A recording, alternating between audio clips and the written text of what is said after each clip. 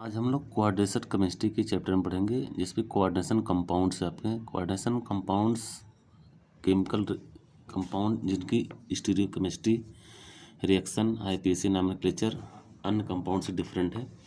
तो इसमें सबसे पहले हम लोग देखते हैं कोऑर्डिनेशन कंपाउंड को हम लोग ये आपके ब्रैकेट में रखते हैं जिसको हम लोग कहते हैं square bracket.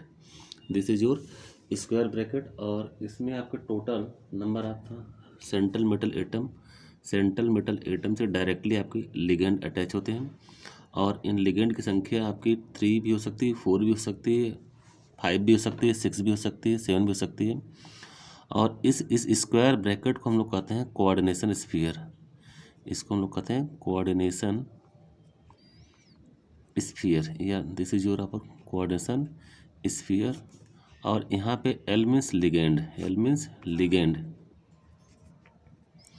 and ligands are the donor atom which can donate electron pair to backend d or f orbital of the central metal atom. This is our metal। और यहाँ पे मेटल के साथ लिगेंड की संख्या आपकी यदि 4 हो सकती है तो इसको हम लोग कहेंगे ML4 टाइप के कॉम्प्लेक्स। और ML4 टाइप के कॉम्प्लेक्स के 2 स्ट्रक्चर पॉसिबल हो सकती है। या तो यहाँ पे टोटल लिगेंड की संख्या यदि 4 है तो इनकी स्ट्रक्चर या तो TD होंगे, TD मीन्स टेट्राहेड्रल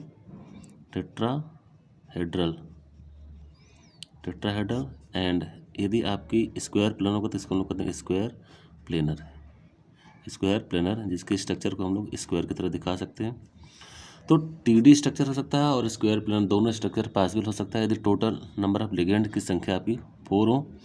लिगेंड्स के बारे में हम लोग जान चुके हैं कि ligands are the donor atom. ये डोनर एटम होता है, दाता परमाणु होते हैं जो इलेक्ट्रॉन दान करते हैं, इलेक्ट्रॉन को डोनेट करते हैं। यहाँ पे M आपका मेटल है, मेटल के बैक एंड D ऑर्बिटल में, सेंट्रल मेटल एटम के बैक एंड D और F ऑर्बिटल में लिगेंड द्वारा इलेक्ट्रॉन को डोनेट किया जाता है। तो इस तरह से हमारी जो केमिस्ट्री बनती है जिसको हम लोग कहते हैं कोऑर्डिनेशन केमिस्ट्री। और इसमें आपका मेटल के साथ टोटल लिगेंड की संख्या आपकी 6 भी हो सकती है और यदि 6 होती है तो इस स्ट्रक्चर को हम लोग कहेंगे ऑक्टाहेड्रल स्ट्रक्चर। इसको हम लोग कहेंगे ऑक्टाहेड्रल स्ट्रक्चर। और यदि टोटल लिगेंड की संख्या यदि आपकी 4 हो तो स्ट्रक्चर आपके TD मीन्स टेट्राहेड्रल भी हो सकते हैं और स्क्वायर प्लेनर भी होते हैं, स्क्वायर प्लेनर। तो यहाँ पे सबसे पहले हम लोग सीखेंगे इस चैप्टर में हाइब्रिडाइजेशन सीखेंगे और आपके स्क्वायर ब्रैकेट के बारे में सीखेंगे, सेंट्रल मेटल लिगेंड्स के बारे में सीखेंगे, लिगेंड की डेंटिसिटी के बारे में सीखेंगे कि मोनोडेंटेड लिगेंड है, बाईडेंटेड, ट्राईडेंटेड, टेट्राडेंटेड, पेंटाडेंटेड, हेक्साडेंटेड, इनकी क्या क्या कैटेगरीज है, इनकी कैटेगरीज के बारे में हम लोग सीखेंगे। और कैटेगरी के बारे में हम लोग फिर सीखेंगे आइसोमेरिज्म मीन्स या आइसोमर मीन्स केमिकल फार्मूला आपको सेम हो, स्ट्रक्चरल और स्टीरियो अरेंजमेंट क्या हो, डिफरेंट हो। Structural means 2D arrangement and stereo means 3D arrangement, ये आपके कब डिफरेंट होंगे इसके बारे में हम लोग पढ़ेंगे। और इसमें हम लोग आईपीएसी नॉमेनक्लेचर के बारे में भी पढ़ेंगे जो इनऑर्गेनिक और ऑर्गेनिक से थोड़ा सा डिफरेंट है। IUPAC nomenclature, international union of pure and applied chemistry EAN के बारे में पढ़ेंगे, इफेक्टिव एटॉमिक नंबर के बारे में पढ़ेंगे। और इसमें हम लोग CFT पढ़ेंगे, सबसे इम्पोर्टेंट आपका CFT है crystal field theory. Crystal field theory में D ऑर्बिटल की जो ब्रेकिंग होती है, D ऑर्बिटल आपके 5 पार्ट में जो स्प्लिट होते हैं। तो सबसे पहले D ऑर्बिटल की जो कैटेगरीज है वो आपकी 5 D ऑर्बिटल्स होते हैं। D ऑर्बिटल को यहाँ पे हम लोग 5 टाइप्स में हम लोग डिस्ट्रीब्यूट किए हैं। पहला आपका ऑर्बिटल होता है DXY, second your DYZ, DZX, DX square minus Y square and then DZ square. D orbital की 5 कैटेगरीज हैं जिसमें आपके 3 D ऑर्बिटल DXY, DYZ और DZX and DX square minus Y square और DZ स्क्वायर, इनकी geometry के बारे में यदि देखा जाए तो यहाँ पे ये आपका डबल डम्बल शेप स्ट्रक्चर होता है DXY, this is your DYZ, this is your DZX, here DX square minus Y square and this is your DZ square means at Z axis, Z and ZS। और यहाँ पे जो loops हैं between the axis हैं, यहाँ पे जो loops आपके बनाए गए हैं बिटवीन द एक्सिस है। और इसका जो लोब्स है D x square minus Y square का अलॉन्ग द एक्सिस है। दो एक्सिस यहाँ पे हम लोगों ने चूज किया है D x square minus Y square, तो ये आपका एक्स है, this is your X dash, this is your Y and this is your Y dash. Z and Z S आपका डी जेड स्क्वायर है, और D x Y means X and X dash Y और Y dash, इनके बीच में जो lobe बनते हैं इनको हम लोग कहते हैं बिटवीन द एक्सिस, जो लोब्स बन रहे हैं एक्स एक्सिस और वाई एक्सिस के बीच में बनना है। इस तरह से ये डबल डम्बल जो शेप हमारा जो बन रहा है ये डी एक्स वाई का रिप्रेजेंटेशन हुआ। इसी तरह से D Y Z means Y axis Y dash Z and Z dash, इनके बीच में जो जिस ओवरलैपिंग की फॉर्मेशन हो रहा है, जो आपका जो लूप्स बन रहे हैं वाई और जेड एक्सिस के बीच में होने के कारण इसको हम लोग कहते हैं डी वाई जेड। और डी जेड एक्स के लिए हम लोग थोड़ा सा एक्सिस को यहाँ पे जेड कर देते हैं, this is your Z dash, this is your x and X dash. तो एक्स और जेड के बीच में जो लूप्स आपके बनेंगे इसको हम लोग कहते हैं D Z x.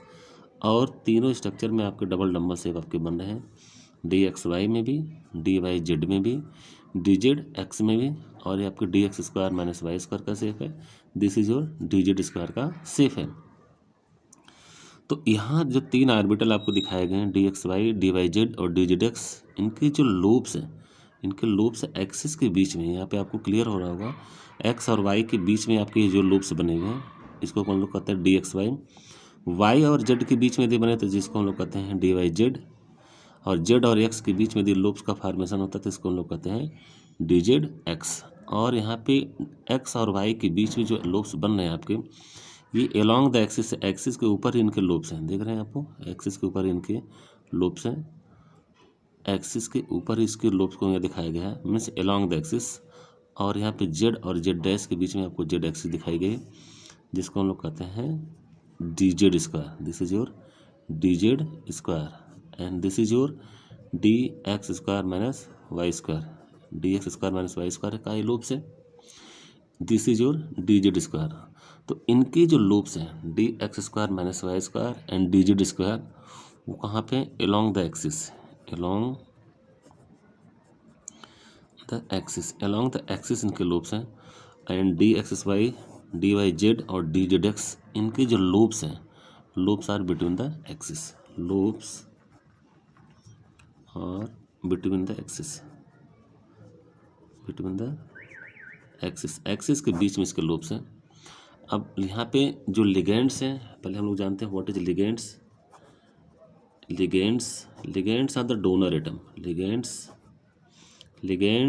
Are donor atom, ये डोनर एटम होते हैं which can donate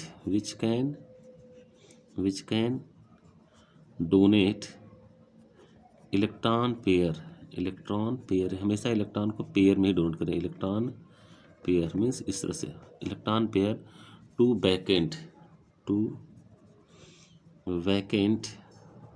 D or F orbitals of central metal atom, central metal atom के बैकेंट डी ऑर्बिटल में या बैकेंट एफ ऑर्बिटल में इलेक्ट्रॉन को पहुंचाते हैं, इसको हम लोग कहते हैं लिगेंड्स। तो ligands are the donor atom which can donate electron pair to vacant D or F orbital of the central metal atom. यहाँ पे सेंट्रल मेटल के स्थान पे आपके ट्रांजिशन एलिमेंट भी हो सकते हैं और इनर ट्रांजिशन एलिमेंट भी हो सकते हैं। ट्रांजिशन एलिमेंट में मोस्टली हम लोग जो एकेडमिक सिलेबस में देखा जाए सीबीएसई बोर्ड, आईसीएसई बोर्ड और यूपी बोर्ड, तो मोस्टली इसमें जो सेंट्रल मेटल एटम का काम करते हैं 3D सीरीज के एलिमेंट, और 3D सीरीज के एलिमेंट हमारे जो है स्कैंडियम से लेकर के जिंक तक है, स्कैंडियम से लेकर के जिंक तक मीन्स जिसको हम लोग कहते हैं फर्स्ट ट्रांजिशन सीरीज के एलिमेंट भी हो सकते हैं। Second transition series means 4D series and third transition आपके 4D 5D series and 6D series, ये आपके टोटल सीरीज के एलिमेंट हो सकते हैं, मीन्स जिसके पास भी बैकेंट डी ऑर्बिटल आपका बैकेंट हो, ऐसे लोग यहाँ पे शिफ्ट हो सकते हैं जो सेंट्रल मेटल एटम का काम कर सकते हैं। तो डी ऑर्बिटल की स्प्लिटिंग सबसे पहले हम लोग देखेंगे, आपके 5D ऑर्बिटल्स हैं जिन पास से इलेक्ट्रॉन के यहाँ पे फिलिंग होनी है और इलेक्ट्रॉन आपका लिगेंड द्वारा डोनेट किया जाएगा और सेंट्रल मेटल एटम के इन बैकेंट डी ऑर्बिटल में इलेक्ट्रॉन की सप्लाई होगी। तो लिगेंड्स यदि एक्स इलेक्ट्रॉन को डोनेट करता है तो इलेक्ट्रॉन एक्सिस के थ्रू आता है, और एक्सिस के थ्रू आने पर देखिए यहाँ पे इलेक्ट्रॉन एक्सिस के थ्रू एंट्री करने में कोई प्रॉब्लम नहीं हो रही है, और लोब्स यहाँ पे बीच में पड़े हैं, इसके लिए कोई यहाँ पे बॉदरेशन नहीं है, कोई हिंड्रेंस नहीं है, और इलेक्ट्रॉन ईजिली यहाँ पे इंटर कर रहा है, इलेक्ट्रॉन आपकी ईजिली इंटर कर रहा है डी एक्स वाई के केस में। सिमिलरली डी वाई जेड में भी यहाँ पे आर्बिटल्स आपके बिटवीन द लोब्स हैं, यहाँ आर्बिटल्स आर बिटवीन द, यहाँ जो लोब्स हैं बिटवीन द एक्सिस हैं, तो यहाँ भी इलेक्ट्रॉन आपका ईजिली आ रहा है। और यहाँ पे डी जेड एक्स के केस में देखते हैं, यहाँ भी लोब्स आपके बिटवीन द एक्सिस है, तो यहाँ भी इलेक्ट्रॉन आपका आसानी से आ रहा है। तो D x Y, D Y Z और डी जेड एक्स, ये तीनों पास से इलेक्ट्रॉन की एंट्री आसानी से हो रही है, इसमें किसी प्रकार का हिंड्रेंस नहीं है, किसी प्रकार की कोई परेशानी नहीं है। तो इन तीनों पास से इलेक्ट्रॉन आपका आसानी से इंटर कर सकता है। लेकिन यहाँ पे जो d z, d x square minus Y square और डी जेड स्क्वायर के जो केसेस हैं, D x square minus Y square में इनके जो लोब्स हैं अलॉन्ग द एक्सिस हैं, एक्सिस के ऊपर ही लोब्स बने हुए हैं, और यहाँ से यदि इलेक्ट्रॉन का हम लोग एंट्री कराते हैं तो यहाँ पे हिंड्रेंस होगा और इलेक्ट्रॉन की एंट्री नहीं हो पाएगी, और इलेक्ट्रॉन की एंट्री नहीं हो पाएगी तो इस रास्ते से एंट्री आपका आसानी से नहीं हो रहा है। इस सिमिलर मैनर में डी जेड स्क्वायर के भी केस में यहाँ पे एंट्री नहीं हो रहा, क्योंकि इसके जो लोब्स हैं अलॉन्ग द एक्सिस हैं, और इस केस में यदि कॉम्प्लेक्स का फॉर्मेशन होता है तो 5 डिजेनरेट डी ऑर्बिटल आपके दो पार्ट में टूट जाते हैं, और दो पार्ट में टूटने के कारण इनको हम लोग कहते हैं स्प्लिटिंग ऑफ डी ऑर्बिटल। यदि हम लोग ऑक्टाहेड्रल कॉम्प्लेक्स में इन ऑर्बिटल की स्प्लिटिंग को देखते हैं तो इसको हम लोग कहते हैं CFT in octahedral. Octahedral means जिसमें लिगेंड की संख्या आपकी टोटल 6 हो, मीन्स ML6 टाइप के कॉम्प्लेक्स हो, ML6 टाइप के कॉम्प्लेक्स हो, लिगेंड की संख्या इसमें टोटल 6 हो। ऐसे लोगों की स्प्लिटिंग हम लोग देखेंगे तो T2G, तो डी ऑर्बिटल आपका स्प्लिट कर जाता है, और स्प्लिटिंग के थ्रू जो स्ट्रक्चर हमको मिलता है उस स्ट्रक्चर में हम लोग देखेंगे ये आपके 5 डिजेनरेट डी ऑर्बिटल्स हैं। This is your 5 degenerate d orbitals, that is 1 2 3 4 and 5। This is your D x y, this is your d Y z, this is your D Z x, this is your D x square minus Y square, and this is your D Z square. ये 5 degenerate d orbital, इसको हम लोग लिख सकते हैं 5 degenerate d orbitals. Degenerate means जिसकी energy level आपकी equal हो, सेम हो, ऐसे लोगों को हम लोग बोलते हैं डिजेनरेट डी ऑर्बिटल्स। जब ये कॉम्प्लेक्स के फॉर्मेशन में आएंगे तो इनकी एनर्जी लेवल आपकी कहाँ पे जाएगी, हायर एनर्जी लेवल पे जाएगी, और ये 5 डिजेनरेट डी ऑर्बिटल आपके इस तरह से हो जाएंगे, जिसको हम लोग कहते हैं 1 2 3 4 एंड 5। यहाँ पे डी ऑर्बिटल हो गए, और यहाँ पे डी ऑर्बिटल कॉम्प्लेक्स के फॉर्मेशन के थ्रू इस फॉर्म को हम लोग आगे तक बढ़ाते हैं इसी रेशियो में, और इसको हम लोग कहते हैं barycentre. This is your barycentre, ये आपका बेरी सेंटर है, और बेरी सेंटर में होने के कारण ये आपके जो D orbital 5 degenerate d orbitals हैं यहाँ पे दो पार्ट में टूट जाएंगे, और दो पार्ट में टूटने के कारण दो लोगों की एनर्जी आपकी हायर होगी और 3 डी ऑर्बिटल की एनर्जी आपकी लोअर हो जाएगी। और लोअर एनर्जी लेवल को हम लोग कहते हैं जिसके lobes are between the axis, means यहाँ पे आपके एक d x y, this is your d Y z, and this is your D Z x, और 2 डी ऑर्बिटल्स आपके जो हैं जिसको हम लोग कहते हैं D x square minus Y square, and this is your D Z square. यहाँ पे आपकी स्प्लिट हो गई, डी ऑर्बिटल की यहाँ पे स्प्लिटिंग आपकी शो हो रही है, और चूँकि स्प्लिटिंग में ऑक्टाहेड्रल कॉम्प्लेक्स है इसलिए इसको हम लोग कहते हैं डेल्टा ऑक्टाहेड्रल एक कॉम्प्लेक्स हो गया। और इस कॉम्प्लेक्स में इन 3 डी ऑर्बिटल ने, means d x Y, D Y Z और डी जेड एक्स, इन्होंने एनर्जी को लूज किया, इसलिए बेरी सेंटर से इनकी एनर्जी को हम लोग माइनस से दिखाएंगे। बेरी सेंटर के ऊपर आपके D x square minus Y square और डी जेड स्क्वायर ऑर्बिटल है, इसलिए इनके एनर्जी लेवल को हम लोग पॉजिटिव सिंबल से शो करेंगे। तो यहाँ पे d x Y, D Y Z और डी जेड एक्स, इन 3 डी ऑर्बिटल ने एनर्जी को लूज किया, किसके कारण? जितना इन्होंने एनर्जी गेन किया। तो इसको हम लोग दिखाएंगे -0.4 डेल्टा ऑक्टाहेड्रल। देखिए बेरी सेंटर के ऊपर ये आपका बेरी सेंटर है, जहाँ पे 5 डिजेनरेट डी ऑर्बिटल की एनर्जी आपकी इक्वल होनी चाहिए। तो यहाँ पे डिजेनरेसी में यहाँ आपके 3 डी ऑर्बिटल आपके नीचे आ गए और 2 डी ऑर्बिटल आपके ऊपर आ गए। तो 3 डी ऑर्बिटल ने एनर्जी को लूज किया। ये कितनी एनर्जी को लूज किए? जितना इन्होंने गेन किया। तो यदि टोटल पार्ट को मैं डी पार्ट को टोटल आपको 1 में मान लेता हूँ, टोटल डी की एनर्जी को हम लोग 1 मानते थे, 1 मानते हैं, तो इसको 5 पार्ट में डिवाइड कर देंगे तो सबका पार्ट कितना होगा? 0.2 0.2 0.2 0.2 एंड 0.2 मीन्स 20% सबका पार्ट होगा। 20% पार्ट होने के कारण यहाँ पे जो डिजेनरेसी है आपकी 0.2 से means 0.2 into 0.2 into 0.2 into 0.2 means 0.2 into 5 that is 1। ये आपकी टोटल एनर्जी आपकी 1 होगी। अब यहाँ पे जो एनर्जी लेवल की जो स्प्लिटिंग है, इस स्प्लिटिंग में देखा हमने ये T2G, इसको हम लोग कहते हैं EGR या T2G, इसको कहते हैं T2G। T2G मीन्स जिसको हम लोग कहते हैं ट्रिपली डिजेनरेट डी ऑर्बिटल, इसको हम लोग कहते हैं ट्रिपली डिजेनरेट डी ऑर्बिटल। इसको हम लोग कहेंगे ट्रिपली डिजेनरेट डी ऑर्बिटस, ये ट्रिपली डिजेनरेट डी ऑर्बिटस है। और यहाँ पे जो EG लेवल्स हैं, जिसको हम लोग कहते हैं, इसको हम लोग कहेंगे EG। ये सब्सक्रिप्ट है। सब्सक्रिप्ट मीन्स यहाँ पे आपको दिखाएगा EG, और EG का मतलब क्या होगा? W degenerate d orbital. W means 2, जिसको हम लोग कहते हैं W डिजेनरेट डी ऑर्बिटस, ये degenerate d orbitals. W degenerate d orbitals and triply degenerate d orbitals, इनके बीच में जो स्प्लिटिंग है इसको हम लोग कहते हैं डेल्टा ऑक्टाहेड्रल की स्प्लिटिंग का पैटर्न है।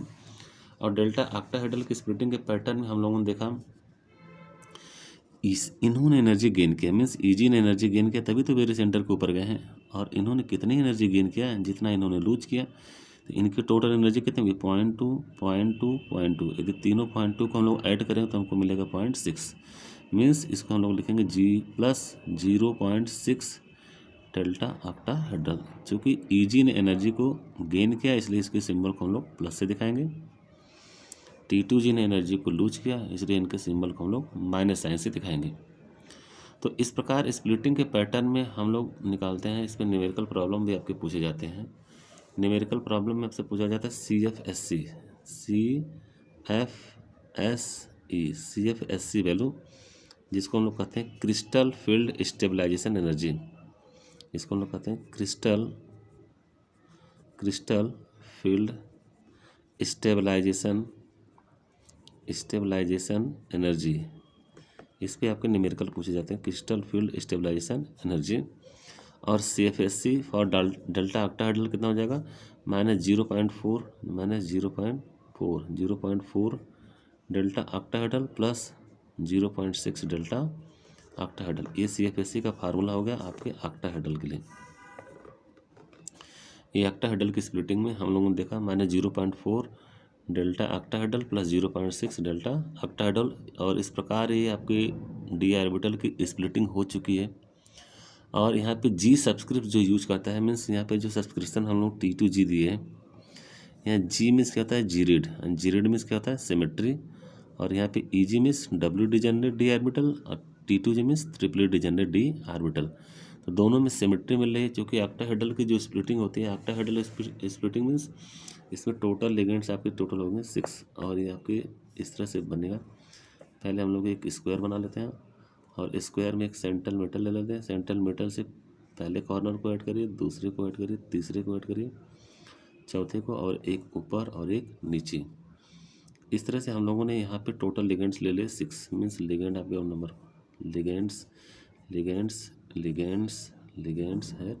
लिगेंड्स ये आपकी ऑक्टाहेड्रल ज्योमेट्री है। और ऑक्टाहेड्रल ज्योमेट्री में यदि मतलब इसको मैच करा दें और इसको यहाँ से मैचिंग कराते हैं और इसको यहाँ पे मैचिंग कराते हैं। तो ये ऑक्टाहेड्रल ज्योमेट्री आपकी शेप बन गई। और ऑक्टाहेड्रल ज्योमेट्री में यहाँ पे हम लोग देख रहे हैं टोटल नंबर ऑफ लिगेंड्स आपके कितना है, 6 है। Ligands are the donor atom which can donate its electron pair. Electron pair means electron को हमेशा पेयर में डोनेट करते हैं। और यहाँ पे इलेक्ट्रॉन डोनेट मतलब ये आपके कोऑर्डिनेट बॉन्ड बनता है, जिसको हम लोग कहते हैं कोऑर्डिनेट बॉन्ड। और कोऑर्डिनेट बॉन्ड के कारण है ये हम लोग पढ़ रहे हैं कोऑर्डिनेशन केमिस्ट्री। Coordinate bond. और यदि एक इलेक्ट्रॉन डोनेट करते हैं तो इसको हम लोग इस सिंबल से दिखाते हैं, अगर 2 इलेक्ट्रॉन डोनर तो इसको हम लोग दिखाते हैं EN से। तो यहाँ पे लिगेंड्स को भी कई पार्ट में कैटेगराइज किया गया है, मोनोडेंटेड, बाईडेंटेड, ट्राईडेंटेड, टरडेंटेड, पेंटाडेंटेड, हेक्साडेंटेड। और इस तरह से लिगेंड की कैटेगरी में हम लोग देखते हैं कि आपकी डेंटिसिटी क्या है। तो डेंटिसिटी आपकी 1 भी हो सकती है, डेंटिसिटी। और इसमें एक वर्ड आएगा आपको चिलेशन या चिलेटिंग कंपाउंड या चिलेट क्या होते हैं, ऐसे भी क्वेश्चन पूछे जाते हैं। और इसमें मात्र हेक्साडेंटेड लिगेंड का मात्र एक एग्जांपल आपका है EDTA, जिसको हम लोग कहते हैं इथिलीन डायमीन टेट्रा एसीटेट। तो इस तरह से हम लोगों ने स्प्लिटिंग के पैटर्न में देखा कि डी ऑर्बिटल आपके कैसे ऑक्टाहेड्रल पार्ट में टूट रहे हैं, इनकी ब्रेकिंग का क्या क्या पैटर्न है, और डी ऑर्बिटल किस कैटेगरी के होते हैं, 5D ऑर्बिटल की क्या क्या कंडीशन है, इनके लोब्स कहाँ पे होते हैं, अलॉन्ग द एक्सिस कब होते हैं, बिटवीन द एक्सिस कब होते हैं, इनकी कैटेगराइज कितनी है। कैटेगरी के तौर पे हम लोगों ने देखा DXY, DYZ, DZX की कैटेगरी कैसी होती है, और DX² - Y² और DZ² के बारे में भी हम लोगों ने देखा। तो यहाँ पे हम लोगों ने इम्पोर्टेंट नोट्स के सहारे में आप लोगों को पूरी चैप्टर को डील करने जा रहे हैं हम लोग, और जिसमें मोस्टली क्वेश्चन आने की पूरी संभावना है। आप लोग इसको थोड़ा थारोली सुनेंगे, और चैनल को please like, share and subscribe. तो अब आगे हम लोग देखेंगे इसके इम्पोर्टेंट नोट्स के बारे में। तो सबसे पहले हम लोग देखते हैं यहाँ पे इंट्रोडक्शन, कॉन्सेप्ट देखते हैं। कॉन्सेप्ट के तौर पे सबसे पहले हम लोग देखेंगे यहाँ पे जो आपके नोट्स हैं, इस नोट्स में introduction. The concept of coordination compounds arises from the complex formation tendency of the transition elements S और पी ब्लॉक के बीच में जो डी ब्लॉक आपकी शिफ्टिंग होती है, डी ब्लॉक ऑर्बिटल्स होते हैं, डी ब्लॉक के एलिमेंट्स होते हैं, इसको हम लोग ट्रांजिशन एलिमेंट्स कहते हैं, क्योंकि ये एस ब्लॉक और पी ब्लॉक के बीच की कड़ी है। These compounds play a vital role in our lives as chlorophyll of the plant and hemoglobin of the animal blood, and also coordination compound of magnesium and iron respectively. Important question यहाँ पे आपसे question पूछा जाता है कि chlorophyll में जो chlorophyll है, क्लोरोफिल में कौन सा आपका मेटल पाया जाता है, तो क्लोरोफिल में आपका पाया जाता है मैग्नीशियम। इंपॉर्टेंट क्वेश्चन यहाँ से पूछे जाते हैं। और पूछता है हीमोग्लोबिन जो ब्लड से रिलेटेड है, हीमोग्लोबिन में कौन सा आपका सेंट्रल मेटल एटम पाया जाता है, आयरन होता है। इंपॉर्टेंट क्वेश्चन कई बार आपसे पूछे जा चुके हैं। One of the earliest known coordination compounds is Prussian blue which was accidentally prepared by a Berlin color maker Diebach in 1704. The field of such compound is expanding due to their utilization in the metallurgy, analytical chemistry and polymerization. Molecular or addition compounds के बारे में हम लोग देखेंगे, important point है। When solution containing 2 or more simple stable compounds in molecular proportion are allowed to evaporate, crystals of new substances are obtained. These substances are termed the molecular or addition compound. यहाँ पे देखिए, आपको दिखेगा some common example of copper sulphate दिए गए। Copper sulphate का reaction हम लोग अमोनिया से करा रहे हैं, तो हमारा क्या बन जाएगा, कॉपर सल्फेट इंटू 4NH3 आपके कंपाउंड का फॉर्मेशन होगा। इसी तरह से AgCN आपका सिंपल कंपाउंड है, KCN आपका स्टेबल है, और इस तरह से दोनों को हम लोग ऐड करके KCN इंटू AgCN बनाए, जिसको हम लोग कहते हैं एडिशन आर मॉलिक्यूलर कंपाउंड। यहाँ पे डायरेक्ट ऐड हो गया है, इसलिए इसको हम लोग कहते हैं addition or molecular compound. Similarly आपके यहाँ साल्ट के बारे में पूछे जाते हैं। साल्ट क्या होता है, कोऑर्डिनेशन कंपाउंड क्या होता है। साल्ट और कोऑर्डिनेशन कंपाउंड वेरी इंपॉर्टेंट होते हैं। कोऑर्डिनेशन कंपाउंड को हमेशा हम लोग स्क्वायर ब्रैकेट के अंदर रखते हैं, जबकि साल्ट को स्क्वायर ब्रैकेट के अंदर नहीं रखते। पहला डिवीजन ये हो गया।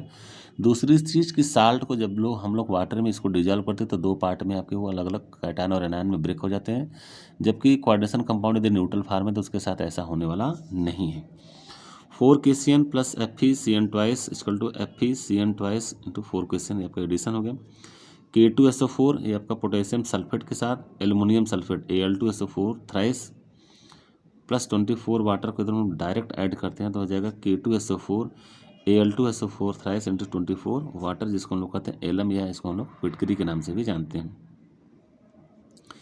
The molecular radiation compounds are of the two types, double salt lattice compound and coordination or the complex compound. Double salt मतलब जिसमें दो साल्ट आपके मिक्सर हों, और वाटर में यदि तो हम लोग हाइड्रोलिसिस करते हैं, वाटर के साथ डिजॉल्व करते हैं तो दो साल्ट आपके अलग अलग सेपरेट हो जाते हैं, अलग हो जाते हैं। जबकि कोऑर्डिनेशन कंपाउंड कोऑर्डिनेशन स्फीयर के अंदर रहता है, और कोऑर्डिनेशन स्फीयर के साथ क्या होता है, एक सेंट्रल मेटल एटम अटैच होता है और उसके साथ लिगेंड अटैच होते हैं। और इस कारण यदि लिगेंड की संख्या आपकी 6 है तो वो आपका ऑक्टाहेड्रल कॉम्प्लेक्स होगा, और यदि 4 है तो टेट्राहेड्रल या स्क्वायर प्लेन कॉम्प्लेक्स हो सकते हैं। The molecular or addition compounds are the two types, double salts lattice compound and the coordination or complex compounds. अब यहाँ पे देखिए जो क्वेश्चन पूछे जाते हैं डबल साल्ट के होते हैं, double salt are the lattice compounds, double salt are the lattice compound, important है point to be noted. Double salt और लैटिस कंपाउंड्स क्या होते हैं और कोऑर्डिनेशन और कॉम्प्लेक्स कंपाउंड क्या होते हैं, कई बार आपसे क्वेश्चन पूछा गया है। इससे सारे स्टूडेंट को मैं यहाँ पे सावधान करना चाहता हूँ, इस पॉइंट को आप लोग जरूर देखिए, वेरी वेरी इंपॉर्टेंट पॉइंट अभी उसे दिखाया गया, नोट्स जो बनाया गया है। The addition compound which are stable in solid state only but are broken down into individual constituent when dissolve in water. Solid state में तो मिक्सिंग फार्म में रहते हैं, लेकिन जब भी इनको हम लोग वाटर फार्म में डिजॉल्व करते हैं, वाटर के साथ इनको हम लोग घोलते हैं, डिजॉल्व करते हैं, तो ये दो पार्ट में टूट जाते हैं। Are called double salt are the lattice compound. Lattice compound means double salt को ही हम लोग लैटिस कंपाउंड के नाम से भी जानते हैं। कई बार पेपर में लैटिस कंपाउंड के नाम से भी आपके पूछा गया है। Their solution have the same property as the mixture of the individual compounds. For example carnallite, ये आपका मैग्नीशियम का ओर है, इंपॉर्टेंट है, very very important. Carnallite जिसको हम लोग कहते हैं KCl into MgCl2, KCl into MgCl2 आपका कार्बन लाइट का फार्मूला है। 6H2O it dissolve in water to exhibit the property of KCl and MgCl2।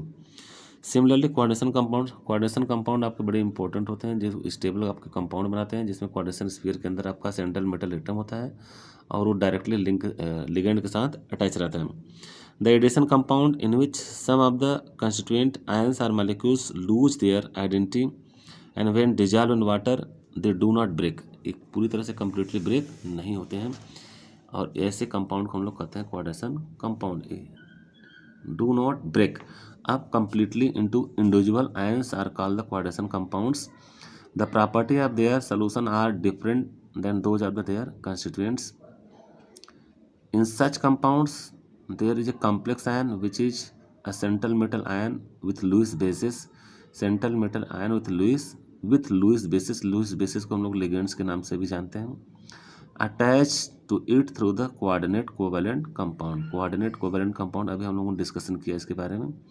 Dotted bond on the basis of the stability of the complex ions are further divided as follow: perfect complexes, important point, perfect complexes,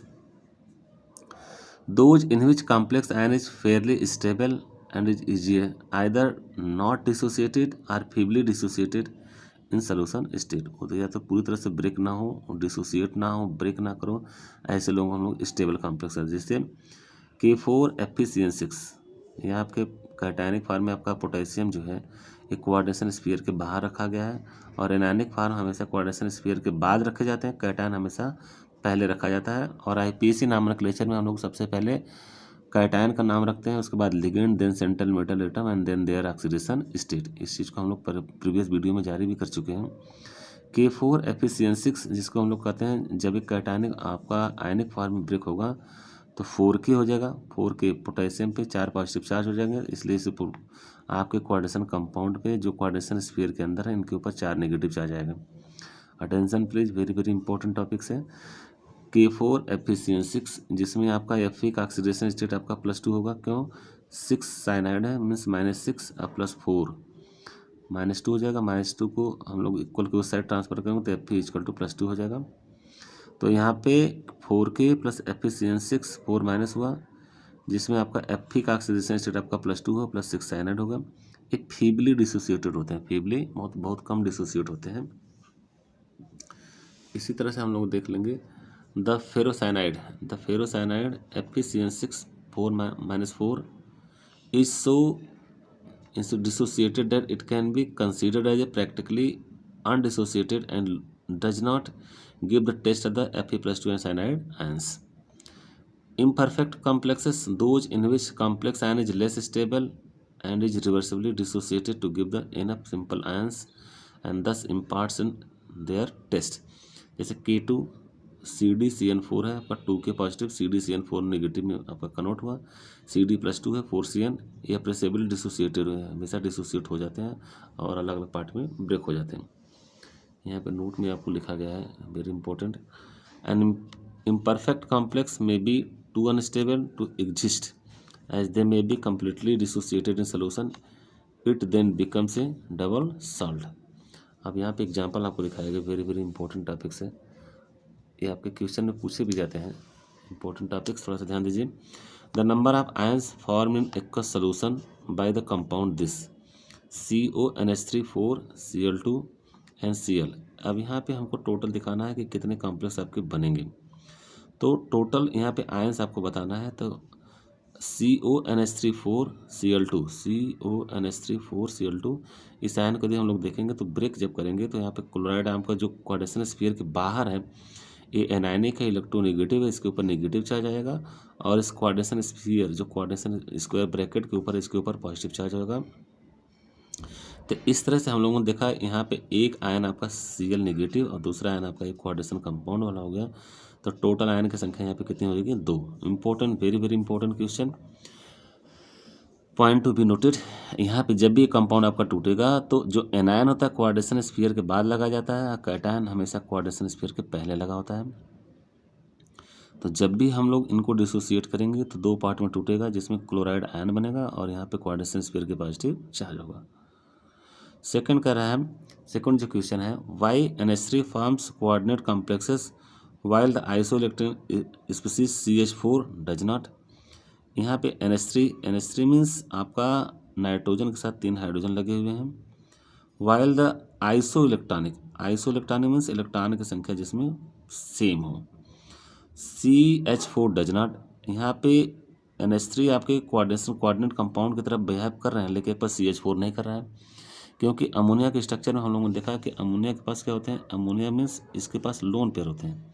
ammonia के पास lone pair होने के कारण आपका 3 hydrogen है और आपके pyramidal structure है और sp3 हाइब्रिडाइज्ड है। तो इसका ऑक्टेट भी कंप्लीट है, एक लोन पेयर यहाँ बचा हुआ है, इसलिए डेटिव बॉन्ड की तरह वर्क कर सकता है, जबकि CH4 में ऐसा काम नहीं हो सकता। CH4 में सारे आपके हाइड्रोजन के साथ लिंक हैं और यहाँ पर भी sp3 हाइब्रिडाइज्ड है, लेकिन यहाँ कार्बन के पास कोई इलेक्ट्रॉन आपके बचे हुए नहीं हैं। तो NH3 है जो loan pair of electron and nitrogen unlike CH4। तो नाइट्रोजन के पास यहाँ पे लोन पेयर प्रेजेंट है, इसलिए डोनर एटम का काम कर सकता है, लिगेंड की तरह काम कर रहा है, जबकि CH4 में ऐसा कंडीशन है, क्योंकि CH4 के पास आपके इलेक्ट्रॉन बचे नहीं हैं। इसके स्ट्रक्चर को हम लोग इस तरह से भी देखते हैं, जैसे सेकेंड केस हम देखते हैं NH3। तो NH3 मीन्स नाइट्रोजन के पास आपके लोन पेयर इलेक्ट्रॉन है, ऐसे भी देख सकते हैं, और हाइड्रोजन 3 हाइड्रोजन लगे हुए हैं, और आपका ये स्ट्रक्चर जो बना है आपका पिरामिडल स्ट्रक्चर है। पिरामिडल स्ट्रक्चर में आपका नाइट्रोजन के पास लोन पेयर डोनेट कर सकता है, जबकि CH4 में आपका टेट्राहेड्रल स्ट्रक्चर होता है, CH और H, और टेट्राहेड्रल स्ट्रक्चर के कारण इसमें कार्बन के पास एक भी आपके इलेक्ट्रॉन बचे नहीं है, तो इसलिए डोनर एटम का काम नहीं कर सकता। और ये TD स्ट्रक्चर टेट्राहेड्रल स्ट्रक्चर बनाता है, जिसमें HCH के बीच में जो बॉन्ड एंगल है 109 डिग्री एंड 28 मिनट। तो ये आपका CH4 लिगेंड की तरह काम नहीं कर सकता, क्योंकि इसके ऊपर लोन पे प्रेजेंट नहीं है। Various terms use in the coordination compound, नए टर्म्स इसमें कौन कौन से टर्म्स यूज किए जाते हैं। To understand To understand the concept related to the coordination compounds and their nature, it is essential to discuss some important terms. पहला क्या है? Central ion. सेंट्रल आयन की तरह काम कर सकता है जिसके पास vacant d or F orbital हो. The cation to which one or the more neutral molecules or anions are attached is called the centre of the coordination. Since the centre ion acts as a acceptor, centre ion हमेशा acceptor होते हैं, इसलिए इसको हम लोग Lewis acid भी कहते हैं. क्योंकि लुईस एसिड क्या होता है? इलेक्ट्रॉन डेफिशिएंट स्पीसीज होते हैं, इनकम्प्लीट ऑक्टेट होते हैं, जिनके पास इलेक्ट्रॉन की लैकनेस होती है, पॉजिटिव चार्ज हो सकता है. तो ऐसा काम तो मेटल ही कर सकता है जिसके पास इलेक्ट्रॉन की कमी हो. The cation to which one or the more neutral molecules or anions are attached is called the central of the coordination. Since the central ion acts as an acceptor and thus has to be accommodate electron pairs donated by the donor atom of the ligands, it must have the empty orbital. मतलब donor central metal atom के पास वही role अदा कर सकता है central metal atom जिसके पास vacant D orbital हो, इसके पास खाली डी ऑर्बिटल हो, या इलेक्ट्रॉन डिफिशिएंट स्पीसीज हो, या इसका डी ऑर्बिटल पूरी तरह से भरा ना हो. ऐसे लोग लुईस एसिड की तरह काम करते हैं. लुईस एसिड और उसके साथ जो लिगेंड होते हैं ये आपके लुईस बेस होते हैं, क्योंकि इलेक्ट्रॉन डोनर होते हैं, इनके पास लोन पेयर आधा इलेक्ट्रॉन होता है या तो नेगेटिव चार्ज प्रेजेंट होता है. ये आपसे क्वेश्चन कई बार पूछे भी जा चुके हैं. कोऑर्डिनेशन कंपाउंड में सेंट्रल मेटल एटम का जो रोल है लुईस एसिड की तरह है, जो लिगेंड्स का रोल है वो लुईस बेस की तरह है. This explains why the transition metals having empty d orbitals form the coordination compound very readily. यहाँ पे दिया गया in the complex NiNH3 2 positive and FeCN6 3 minus and nickel plus 2 and Fe plus 3 respectively are the central metal ions. Ligands are the donor atom which can donate electron pair to the backend d area of orbital of the central metal atoms. The neutral molecules, anions or cations which are directly linked with the central metal atom or ions in a complex ion are called the ligands. Ligands donate a pair of electron to the central metal atom because central metal atom have backend d or f orbitals. Ligands are attached to the central metal ions or atom through the coordinate bond or the dative linkage. Important point है, हमेशा coordinate bond से ही linkage होते हैं, coordinate bond के through ही electron donate करते हैं. इस चीज़ को आपको जानना इंपॉर्टेंट है. Ligands are normally polar molecules like NH3H2O और एनायंस आर, ये आपके न्यूट्रल है. Ligands are normally polar molecules like NH3H2O, क्योंकि नाइट्रोजन और हाइड्रोजन के बीच में आपका इलेक्ट्रोनेगेटिविटी का डिफरेंस है तो पोलर है. H2O में भी हाइड्रोजन और ऑक्सीजन के बीच में पोलर क्रिएट है. और anions such as chloride ion, hydroxide ion, cyanide and etc. which contain at least one unsaid pair of the valence electron. With few exceptions, free ligands have lone pair of the electron that is not engaged in bonding. For example, cyanide आपका triple bond है, chloride आपका यहाँ पे 1 2 3 4 आपका octet complete है और negative charge है. यहाँ लिगेंड्स के टाइप की कैटेगरी आपकी बताई गई है, कितने टाइप के आपके लिगेंड्स होते हैं और इसके बारे में आपको बताया जा रहा है. Types of the ligands on the basis of the number of the donor atom present in them. Mono or unidentate ligand, जिसमें एक दाता परमाणु हो, एक डोनर एटम हो, एक लोन पेयर इलेक्ट्रॉन दान किया जा सकते हैं. ऐसे लोगों को या ऐसे लिगेंड की कैटेगरी को हम लोग मोनोडेंटेड और यूनिडेंटेड लिगेंड कहते हैं. They have one donor atom, that is they supply only one electron pair to the central metal ion. जैसे फ्लोराइड हो गया, क्लोराइड हो गया, ब्रोमाइड हो गया, वाटर हो गया, NH3 हो गया, साइनाइड हो गया, NO2 हो गया, ON हो गया, CO हो गया. ये सब आपके मोनोडेंटेड लिगेंड की कैटेगरी में आते हैं. इसको आप लोग स्क्रीनशॉट लेकर के लिख भी सकते हैं. बायोडेंटेड लिगेंड वेरी वेरी इंपॉर्टेंट, जिसमें दो डोनर, बायो मीन्स क्या होता है? दो, जिसमें दो दाता परमाणु हो, दो डोनर एटम हो, ऐसे लिगेंड्स को हम लोग बायोडेंटेड लिगेंड कहते हैं. Ligands which have two donor atom and have the ability to link with the central metal ion at two position are called the bidentate ligand. Some examples are होगा. इसके example बायोडेंटेड के बहुत ही आपके पेपर में पूछे जाते हैं और इनसे इंपॉर्टेंट क्वेश्चन भी आते हैं. बायोडेंटेड लिगेंड्स में सबसे पहले हम लोग देखते हैं लिगेंड के डेंसिटी के बारे में. यहाँ पे आपको दिखाया गया है EN. EN मीन्स होता है इथिलीन डायमीन्स. इथिलीन मीन्स आपका इथिलीन में 2 कार्बन की चेन है, 1 2 हो गया. अमीन मीन्स NH3 NH2 यहाँ पे NH2 एक हो गया, NH2 हो गया, और यहाँ पे एक नाइट्रोजन एक अपना लोन पर यहाँ दान कर रहा है और दूसरा नाइट्रोजन यहाँ पे इलेक्ट्रॉन डोनेट कर रहा है। तो दो डोनर एटम कार्य इसको कहते हैं EN या इथिलीन डायमीन, या ऐसे लिगेंड को हम लोग कहते हैं बाइडेंटेड या डाइडेंटेड लिगेंड के नाम से जानते हैं। सिमिलरली आपका दूसरा क्या है, ऑक्जेलेट, जिसको हम लोग OX से दिखाते हैं। ऑक्जेलेट मीन्स दो कार्बन हो, डबल बॉन्ड हो और O के ऊपर नेगेटिव चार्ज, और दूसरे कार्बन के पास भी एक सिंगल बॉन्ड से ऑक्सीजन नेगेटिव चार्ज से जुड़ा हो। तो नेगेटिव चार्ज मीन्स अपना चार्ज डोनेट कर सकता है, चार्ज मीन्स इलेक्ट्रॉन, और ये भी थ्रू कोऑर्डिनेट बॉन्ड। यहाँ पे देखिए आर्थो या फेनेंथ्रोलीन है, ये आपका फेनेंथ्रोलीन है, फेनेंथ्रोलीन है। आर्थो पोजीशन में देखो यहाँ पे डोनेट यहाँ पे लगा हुआ है, आर्थो पोजीशन पे भी लगा हुआ है, इसलिए आर्थोफेनेंथ्रीन या आर्थोफेनेंथ्रोलीन भी कहते हैं। ये भी आपका बाइडेंटेड लिगेंड का एग्जांपल है, क्योंकि यहाँ पे दो डोनर एटम आपको दिखाए गए हैं। सिमिलरली आपका ग्लाइसिनेटो है, ग्लाइसिनेटो जिसको हम लोग कहते हैं GLY, कभी कभी इसका फुल फॉर्म पूछा जाता है। ग्लाइसिनेटो में आपका एक यहाँ पे ऑक्सीजन डोनर एटम है, दूसरा आपका नाइट्रोजन है। नाइट्रोजन अपना लोन पेयर डोनेट कर रहा है, ऑक्सीजन अपना नेगेटिव चार्ज डोनेट करता है, इसको हम लोग कहते हैं ग्लाइसिनेटो। और यहाँ पे है 2,2- डाईपिरिडाइल, इसका DP, very very important, DP नाम से बहुत क्वेश्चन पूछा गया है। 2,2- डाईपिरिडाइल, यहाँ पे पिरिडीन रिंग है, पिरिडीन रिंग को आपको यहाँ पे कपलिंग की गई जोड़ा गया है। एक नाइट्रोजन का लोन पेयर यहाँ पे डोनेट कर रहा है, दूसरा नाइट्रोजन अपना लोन पेयर यहाँ पे डोनेट कर रहा है, जिसको हम लोग कहते हैं डिप्पी नाम से भी जाना जाता है। और डिप्पी नाम से क्वेश्चन आपसे पूछे जाते हैं बोर्ड एग्जामिनेशन में। सिमिलरली आपका कार्बोनेटो है, कार्बोनेटो में CO है, यहाँ O नेगेटिव चार्ज, यहाँ पे O नेगेटिव चार्ज, एक चार्ज यहाँ से ऑक्सीजन डोनेट करता है, दूसरा यहाँ से, इसको हम लोग कहते हैं कार्बोनेटो। ये सब बाइडेंटेड के एग्जाम्पल थे, क्योंकि इन सारे एग्जाम्पल में दो डोनर एटम थे। तो एक बार फिर से हम लोग देखते हैं। यहाँ पे EN मीन्स इथिलीन डायमीन्स, बहुत ही पॉपुलर लिगेंड्स है, जिससे क्वेश्चन बहुत पूछे जाते हैं। दो डोनर एटम होते हैं और दोनों ही आपके नाइट्रोजन एटम डोनर एटम होते हैं। ऑक्जेलेटो में दोनों ऑक्सीजन अपना नेगेटिव चार्ज डोनेट करते हैं।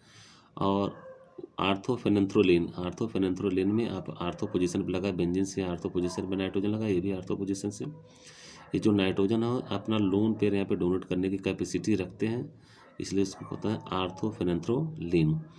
ये आपका ग्लाइसिनेटो है, जिसमें नाइट्रोजन और ऑक्सीजन दोनों डोनर एटम है। ये आपका डिप्पी है, जिसमें नाइट्रोजन अपना दोनों लोन पेयर डोनेट करते हैं, इसलिए आपका बाइडेंटेड लिगेंड है। कार्बोनेटो में आपका इस तरह से लिगेंड आपका दोनों ऑक्सीजन नेगेटिव चार्ज यहाँ पे डोनेट करते हैं। सिमिलरली हम लोग देखते हैं ट्राइडेंटेड लिगेंड का example, very very important. Tridentate ligand, tridentate ligand के हम लोग देखेंगे। The ligands having 3 donor atom, जहाँ जिस लिगेंड में 3 डोनर एटम प्रेजेंट हो। The ligands having 3 donor atom, ligands having 3 donor atom are called the tridentate ligand. और इनका एग्जांपल जो दिया गया है, यहाँ डाइन लिखा गया, डाइन मतलब यहाँ पे दिखाएगा di ethylene triamine, di ethylene triamine, important, very very important. यहाँ पर डाइन आपका शॉर्ट फॉर्म दिया गया है, डाई एथिलीन ट्राइएमिन मीन्स देखिए डाई एथिलीन CH2 एक यहाँ हो गया और CH2 एक पर यहाँ हो गया, तो एक इन यहाँ पे बन गया, एक इन यहाँ पे हो गया, इसको कहते हैं डाइन। अब इसके साथ देखिए यहाँ पे CH3 होना चाहिए, तो एक कम है, तो एक नाइट्रोजन यहाँ पे है NH के फॉर्म में, यहाँ पे लगा NH के फॉर्म में, तो एक नाइट्रोजन अपना लोन पर यहाँ डोनेट करेगा। दूसरा क्या है, यहाँ पे NH2 लगा हुआ है, ये नाइट्रोजन भी अपना लोन पर डोनेट करेगा और ये भी नाइट्रोजन अपना लोन पर डोनेट करेगा। इस तरह से यहाँ पे 3 donor atom, first nitrogen, second nitrogen, third nitrogen, और इसको हम लोग डाइन के नाम से जानते हैं। इसको हम लोग कहते हैं die ethylene triamine, di ethylene ट्राइएमिन। और इसका अगला एग्जांपल है, अगला एग्जांपल के टर्म में हम लोग देखेंगे। और अगला एग्जांपल आपका जो बनेगा वो आपका है टर्पी, TERPY। टर्पी मतलब 2 टर्पिरिडीन, टर्पिरिडीन, टर मतलब 3 pyridine, very very important point to be noted यहाँ पे, वेरी इंपॉर्टेंट लिगेंड्स है। टर्पिरिडीन, टर मतलब 3 पिरिडीन है, पहला पिरिडीन, दूसरा पिरिडीन, तीसरा पिरिडीन, तीनों एक दूसरे से इंटरलिंक हैं कपलिंग के थ्रू, और तीनों में 2 डोनर एटम है। फर्स्ट नाइट्रोजन यहाँ डोनेट करेगा 2 लोन पेयर, यहाँ पे दूसरा नाइट्रोजन अपना लोन पेयर, तीसरा नाइट्रोजन यहाँ पे लोन पेयर डोनेट करके टर्पिरिडीन आपका बनाएगा। तो इस तरह से टर्पिरिडीन हो गया। अगला एग्जाम्पल हम लोग देखते हैं टेट्राडेंटेड लिगेंड्स होगा। दीज लिगेंड्स, टेट्रा मीन्स 4, जिसमें 4 डोनर एटम आपके प्रेजेंट हो, ऐसे लिगेंड्स को टेट्राडेंटेड लिगेंड के नाम से जाना जाता है। Tetradentate ligands, these ligands पजेज 4 donor atom, example दिया गया है यहाँ पे CH2, इसको हम लोग कहते हैं नाइट्रिलो एसीटेटो,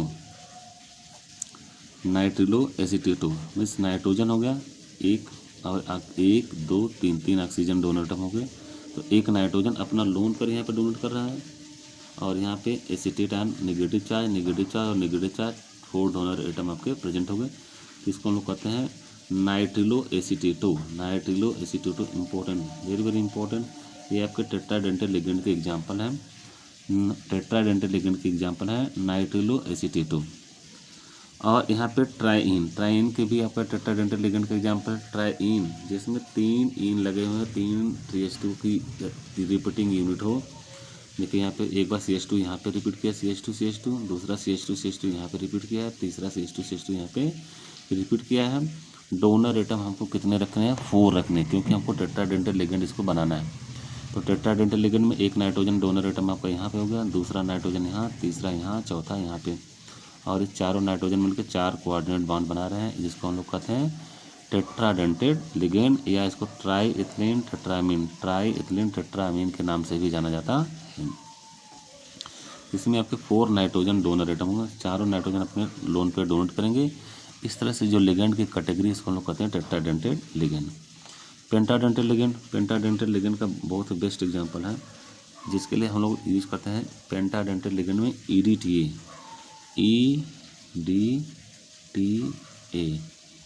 देखिए यहाँ पे EDTA के ऊपर यदि 3 नेगेटिव चार्ज तो आपका पेंटाडेंटेड हो जाएगा। Most important very very important, ये पूछे जाने की पूरी प्रबल संभावना है।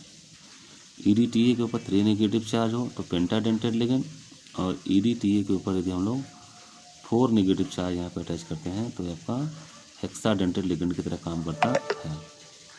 तो यहाँ पे लिगेंड की कैटेगरी के टर्म में हम लोग देखते हैं, लिगेंड की कैटेगरी का हम लोगों ने इतने पार्ट में डिवाइड किया। तो हेक्साडेंटेड लिगेंड में pentadentate they have the 5 donor atom, for example ethylene diamine triacetate. देखिए यहाँ पे EDTA में जो 3 नेगेटिव चार्ज है, इसका फुल फॉर्म में इथिलीन डायमीन ट्राईएसीटेट है, और यहाँ पे जो 4 नेगेटिव चार्ज है इथिलीन डायमीन टेट्राएसीटेट है। Attention please, very very important, यहाँ आपको आगाह किया जाता है, इसको थोड़ा सावधानी रखिएगा। यदि EDTA के ऊपर 3 नेगेटिव चार्ज है तो आपका पेंटाडेंटेड लिगेंड है, और EDTA के ऊपर 4 नेगेटिव चार्ज है तो आपका हेक्साडेंटेड लिगेंड है। और यहाँ पे दिखाया गया है EDTA इथिलीन डायमीन टेट्राएसीटेट, इसको इस तरह से भी दिखा सकते हैं, या इसको हम लोग सिंपल फॉर्म में भी बना सकते हैं। Ethylene diamine tetraacetate means ethylene CH2 और हो जाएगा CH2 इथिलीन डायमीन, और यहाँ पे नाइट्रोजन के साथ मीन्स डायरेक्ट इसको हम लोग CH2 और यहाँ पे N हो जाएगा, और यहाँ पे N हो जाएगा, और यहाँ पे एसीटेट इथिलीन डायमीन एसीटेट, या इसके फॉर्म में हम लोग ऐसे भी डायरेक्टली दिखा सकते हैं। CH2 की रिपीटिंग यूनिट होगी, यहाँ पे CH2 और यहाँ पे ऑक्सीजन, और यहाँ पे 2 नाइट्रोजन हो गए, 3 ऑक्सीजन अपना नेगेटिव चार्ज 1 2 और 3। इस तरह से आपके 2 नाइट्रोजन और 3 ऑक्सीजन डोनेट कर रहे हैं, जिसको हम लोग कहते हैं पेंटाडेंटेड लिगेंड, और इसको हम लोग कहते हैं इथिलीन डायमीन ट्राईएसीटेटो आयन। ट्राईएसीटेटो आयन मतलब जिसमें 3 एसीटेट आयन हो, तीनों एसीटेट आयन के 3 नेगेटिव चार्ज और 2 नाइट्रोजन की 2 लोन पेयर, मतलब टोटल आपके पेंटाडेंटेड लिगेंड का फॉर्मेशन करेंगे। तो EDTA के ऊपर यदि 3 नेगेटिव चार्ज है तो आपका पेंटाडेंटेड लिगेंड की तरह काम करेगा, और ED3A के ऊपर यदि 4 नेगेटिव चार्ज है तो हेक्साडेंटेड लिगेंड की तरह काम करेगा। हेक्साडेंटेड लिगेंड का मात्र एक एग्जांपल आपका है EDTA के ऊपर क्या हो जाएगा, EDTA के ऊपर 4 नेगेटिव चार्ज, और EDTA के ऊपर 4 नेगेटिव चार्ज आपका मीन्स हेक्साडेंटेड लिगेंड होगा। They have 6 donor atom. तो EDTA के ऊपर यदि हम लोग 4 नेगेटिव चार्ज देते हैं, 4 नेगेटिव चार्ज, तो इसको हम लोग कहते हैं हेक्साडेंटेड लिगेंड, और इसमें जो डोनर होते हैं आपके 4 ऑक्सीजन होते हैं और 2 आपके नाइट्रोजन होते हैं। इंपॉर्टेंट पॉइंट, 4 आपके ऑक्सीजन होते हैं और 2 नाइट्रोजन। इथिलीन डायमीन में 2 नाइट्रोजन हो गए, टेट्रामिस 4 एसीटेट मतलब ऑक्सीजन, 4 ऑक्सीजन एटम। यहाँ पे जो 4 ऑक्सीजन और 2 नाइट्रोजन एटम मिलके हेक्साडेंटेड मीन्स 6 कोऑर्डिनेटेड कॉम्प्लेक्स का फॉर्मेशन करते हैं। और EDTA के ऊपर 3 नेगेटिव चार्ज है तो इसमें आपके 3 ऑक्सीजन हो गए, 3 आपके ऑक्सीजन हो गए, 2 आपके नाइट्रोजन है। वेरी वेरी इंपॉर्टेंट क्वेश्चन है, पूछे जाते हैं आपसे क्वेश्चन। अब हम लोग पढ़ेंगे chelating ligand. Chelating ligand means जो polydentate ligands which have structure permits to attachment of the two or more donor side, जिसमें डेंटिसिटी एक से ज़्यादा हो, मीन्स आपके बायोडेंटेड लिगेंड हो, ट्राइडेंटेड हो, टरडेंटेड हो, टेट्राडेंटेड हो। ऐसे लिगेंड्स क्या कहते हैं, सेंट्रल मेटल एटम को फ्लैंक कर लेते हैं, घेर लेते हैं, और ऐसे लिगेंड को हम लोग चिलेटिंग लिगेंड और ऐसे कॉम्प्लेक्स को हम लोग चिलेटिंग कॉम्प्लेक्स के नाम से जानते हैं। To the same metal ion simultaneously, thus closing one or more rings are called the chelating ligands, and the compounds formed are known as the chelating compounds. A chelate may be defined as the ring structure formed by the combination of the polydentate ligands having two or the more donor atom with a metal ion forming part of the ring. The process of formation of the chelates is called the chelation. Chelate complexes are more stable than ordinary complexes in which the ligands is the monodentate ligand. Monodentate ligand से जितने भी chelating complex आपके बनते हैं, सारे chelating complex आपके important होते हैं, और इस तरह से जो चिलेटिंग लिगेंड से जो कॉम्प्लेक्स का फॉर्मेशन होता है वो जो मोर स्टेबल होते हैं, ज़्यादा स्टेबल होते हैं। This increase stability of the compound due to the chelation is called the chelating effect, और इसको कहते हैं हम लोग चिलेट इफेक्ट। अब देखिए यहाँ पे अगला नेक्स्ट आपको टॉपिक दिया गया है। In the complex an given below 5 membered rings are form, so all these are called the chelate complex. Cu दिया गया आपका NH2 CH2 आपका En लगा, इथिलीन डायमीन आपका बायोडेंटेड लिगेंड इधर भी लगा, और इस तरह से जो कॉपर के जो कॉम्प्लेक्स बने आपके स्टेबल हो गए थे। Generally the chelate complex with 5 और 6 member rings are more stable, means EDTA के ऊपर 3 नेगेटिव चार्ज के कॉम्प्लेक्स या EDTA के ऊपर 4 नेगेटिव चार्ज वाले कॉम्प्लेक्स, मीन्स पेंटाडेंटेड और हेक्साडेंटेड के लिगेंड्स के जो कॉम्प्लेक्स बनते हैं वो ज़्यादा स्टेबल बनते हैं। Out of these 5 membered rings are very stable when they involve the saturated ligands. On the other hand, 6 membered rings structure acquire maximum stability when they involve the unsaturated ligands containing the conjugate double bonds. This is due to the resonance effect involving the metal d orbital and ligand p orbital electrons. Classification of ligands, यहाँ पे हम लोग ligands को categorise करेंगे कि कौन से आपके न्यूट्रल है, कौन से कैटायनिक और कौन से एनायनिक है। इनके फॉर्म हम लोग यहाँ पे देखेंगे कितने कैटेगरी में इनको हम लोग डिवाइड कर सकते हैं। Classification of ligands on the basis of the donor and receptor property of the ligands having one or more lone pair of the electrons, ligands which contain vacant pi type of the orbitals that can receive back donated pi electron for metal ion in low oxidation state. जैसे आपका carbonyl, अभी हम लोग synergic effect के बारे में video को पूरे देखेंगे पूरे डिटेल में कि बैक बॉन्डिंग क्या होती है। जब कार्बोनिल द्वारा इलेक्ट्रॉन सेंट्रल मेटल एटम के बैक एंड डी ऑर्बिटल में ट्रांसफ़र किया जाता है तो सिग्मा बॉन्ड बनता है।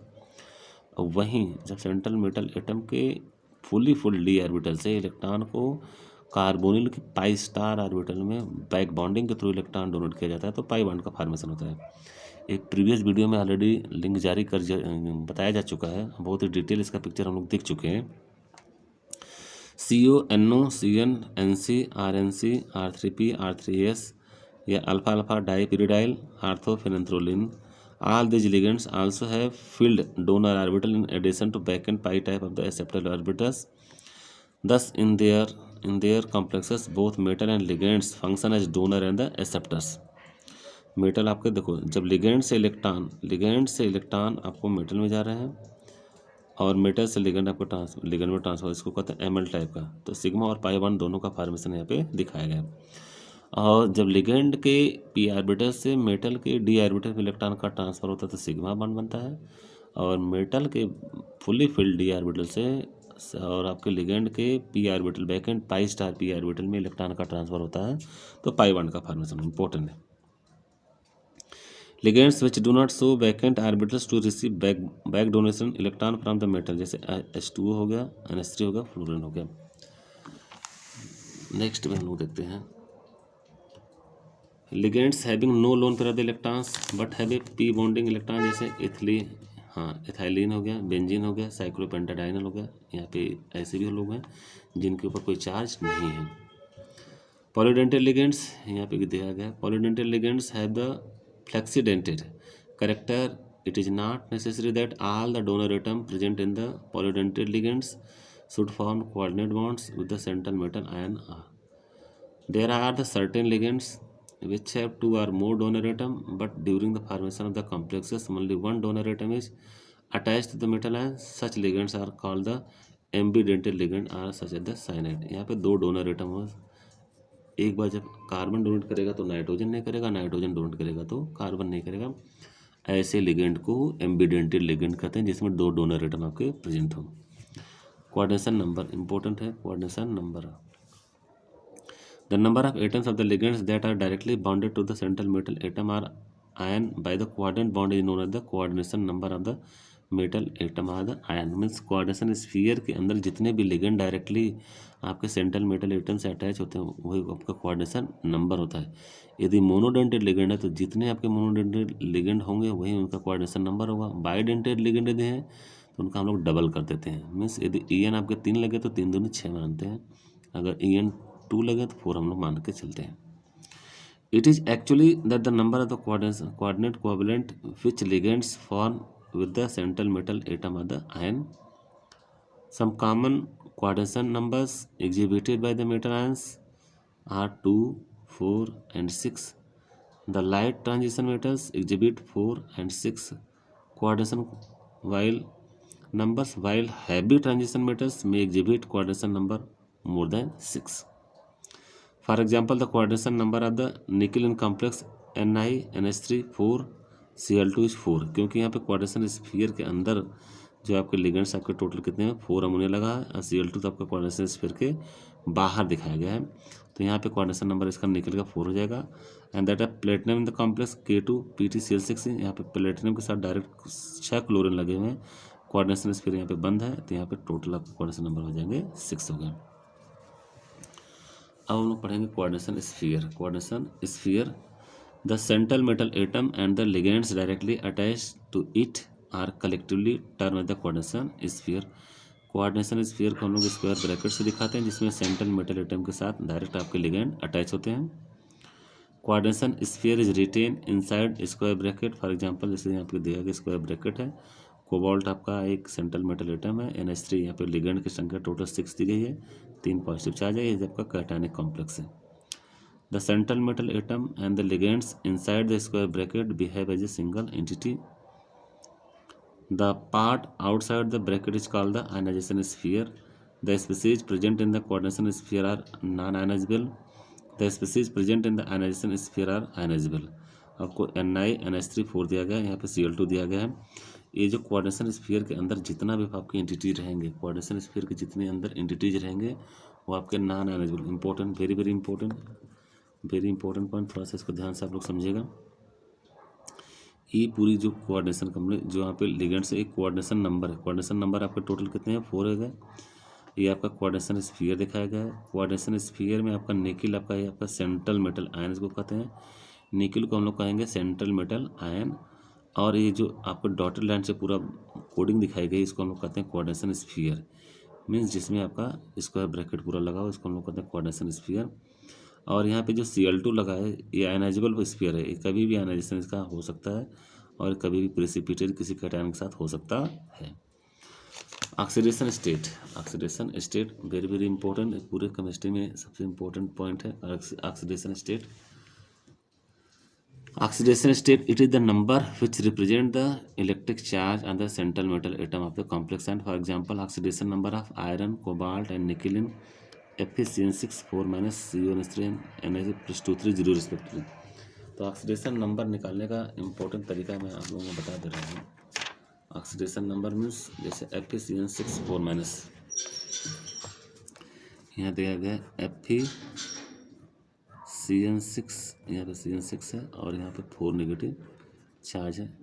यहाँ पे ऑक्सीडेशन स्टेट हमेशा सेंट्रल मेटल एटम का हम लोग कैलकुलेट करते हैं, तो इसको लिखिए, एक आपका Fe है प्लस साइनाइड आपके लिगेंड कितने हैं 6 है, मीन्स 6 इंटू साइनाइड इक्वल टू, यहाँ पे टोटल चार्ज होते हैं इसको इक्वल के साइड लिखते हैं, माइनस है तो माइनस में लिखेंगे, प्लस है तो प्लस में, यदि कुछ नहीं तो यहाँ पे हम लोग 0 लिखेंगे। तो यहाँ पे 4 माइनस है तो यहाँ पे हम लोग दिखाएंगे -4।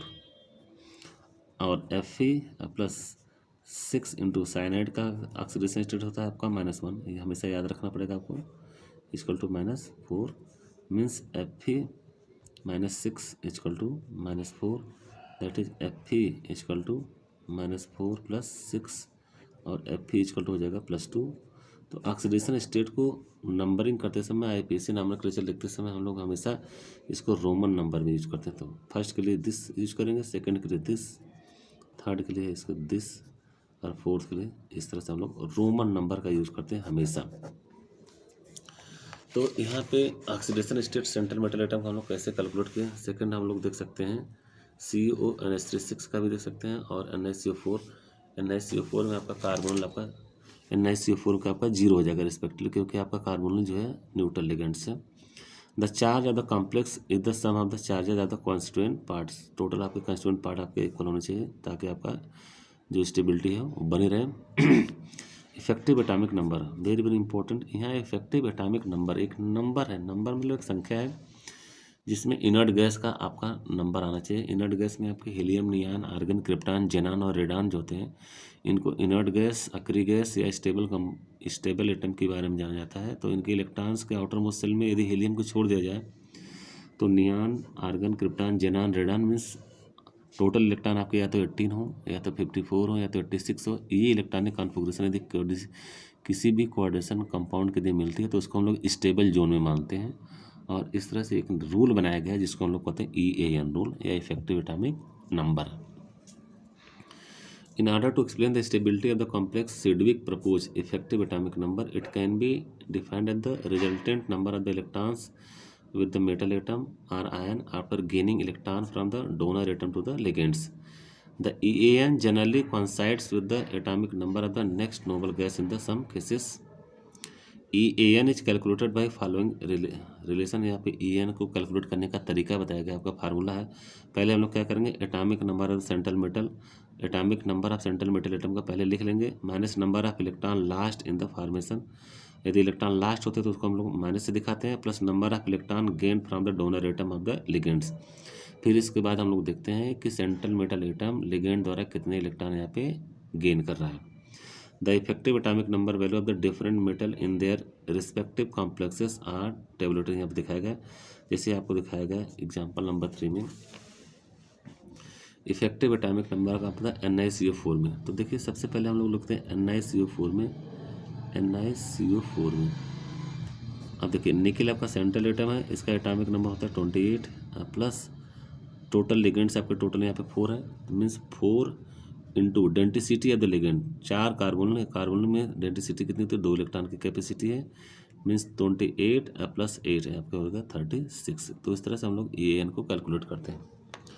तो effective atomic number is to atomic number the central metal atom minus oxidation state plus 2 into number of ligands. तो 28 ऑक्सीडेशन स्टेट आपका 0 तो माइनस 0 कर लिया, प्लस 2 इंटू 4 मीन्स 36। तो 36 आपका क्रिप्टॉन का एटॉमिक नंबर है, इसलिए स्टेबल है। The charge on the cobalt in COCN6-3 यहाँ पे चार्ज पूछ रहा है, मीन्स ऑक्सीडेशन स्टेट पूछा जा रहा है। और ऑक्सीडेशन स्टेट निकालने का तरीका अभी हम लोगों ने देखा भी है। और ऑक्सीडेशन स्टेट निकालते समय सबसे पहले ध्यान रखना होगा कि उसके साथ टोटल आपके लिगेंड्स कितने अटैच हैं और लिगेंड्स की कैटेगरी क्या है। जैसे COCN6-3 COCN6 और यहाँ पे -3 चार्ज दिया गया है, means CO plus 6 into cyanide equal to -3, means CO plus 6 into cyanide means -1 equal to -3, या CO -6 इक्वल टू -3, या CO equal to -3 plus 6, CO equal to -3 plus 6, या CO इक्वल टू हो जाएगा आपका +3। तो इस तरह से हम लोगों ने देखा कि इसका ऑक्सीडेशन स्टेट किसी भी सेंट्रल मेटल एटम को हम लोग कैसे कैलकुलेट कर सकते हैं। तो सबसे पहले देखिए COCN6-3 है, तो सबसे पहले CO लिखिए, प्लस टोटल लिगेंड कितने हैं, टोटल 6 हैं, उसके साथ कौन लगा है, साइनाइड है, मीन्स 6 इंटू CN। फिर इक्वल लिखिए, यहाँ पर जो टोटल चार्ज है इक्वल के बाद लिखा जाता है। यदि प्लस है तो प्लस में जैसे है वैसे ही लिखिए, प्लस में रहे तो प्लस में लिखिए, माइनस है तो माइनस में लिखिए। फिर देखिए कोऑर्डिनेशन जो CN है इसका ऑक्सीडेशन स्टेट -1 होता है, means CO plus 6 into -1 equal to -3, means CO 6 -1 into कितना होगा -6 equal to -3, means CO equal to -3 plus 6 -3 plus 6 -3 plus 6 equal to 6 -3 equal to +3, means CO का यहाँ पे ऑक्सीडेशन स्टेट आपका +3 दिखाया गया है और यहाँ पॉजिटिव फॉर्म में +3 ऑक्सीडेशन स्टेट यहाँ पे दिखाया गया है। सिमिलरली यहाँ पे जो charge on the cobalt in CO CN6 - 3 equal to यहाँ पे आपका +3 हो गया। सिमिलर वे में नेक्स्ट एग्जाम्पल यदि हम लोग लेते हैं, यहाँ पे दिखाया गया coordination number of CO in CO NH3 2 positive charge में यहाँ पे दिखाया गया है। तो कोऑर्डिनेशन नंबर में यहाँ पे टोटल आपका टोटल लिगेंड कितना है 6 है, तो इसका कोऑर्डिनेशन नंबर टोटल कितना हो जाएगा 6। Coordination number is equal to the total number of ligands in the complex, तो यहाँ पे टोटल 6 लिगेंड अटैच है, तो यहाँ पे कोऑर्डिनेशन नंबर आपका हो जाएगा 6। तो इस तरह से क्वेश्चन आपके पॉइंट ऑफ व्यू से पूछे जाते हैं, जो एग्जाम पॉइंट ऑफ व्यू से एकेडमिक और कॉम्पिटिटिव के व्यू से बहुत ही इंपॉर्टेंट है और उसको पूरी तरह से समझने की बात है।